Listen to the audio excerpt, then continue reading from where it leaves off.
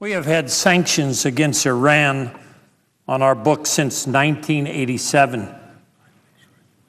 They, along with other multilateral efforts, have served to put a financial chokehold on Iranians' rogue behavior.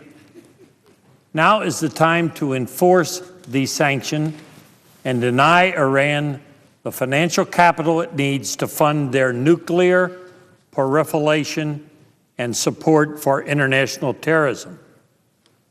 This is why I have offered an amendment requiring the State Department to provide Congress with a report of potential violations of existing Iranian sanctions under the Iran Sanctions Act of 1996.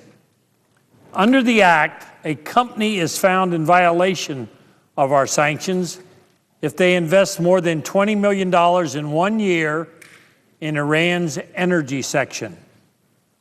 Since enactment, companies have invested more than $29 billion in Iran's energy section.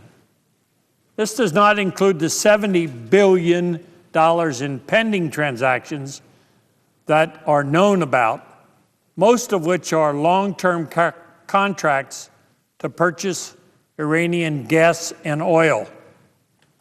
As it stands, the State Department is not required to provide any type of report to Congress or publish in the Federal Registry a list of potential violations of our sanctions against Iran. Time and time again, I have asked the State Department for transparency on this issue, as well as imposing some sort of timeline on ruling on pending investigations of existing sanctions. The State Department has no enforceable guidelines on these sanctions and thus gives them little or no teeth. As it stands, pending investigations of companies in violation of our sanctions laws have gone on as long as 10 years. Furthermore, since enactment, there has only been one found violation of Iran Sanctions Act by a French company. Through the use of a presidential waiver, this violation was totally waived. My amendment is no way seeking to change or remove this flexibility. It simply asks the State Department for a report on pending violations of our existing sanction laws against Iran.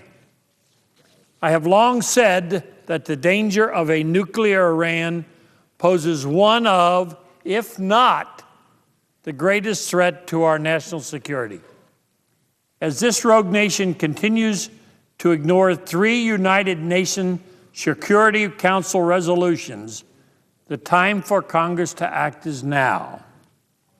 I ask my colleagues to join me and support the Bunning Amendment. Now more than ever, we need to tighten our economic chokehold on Iran.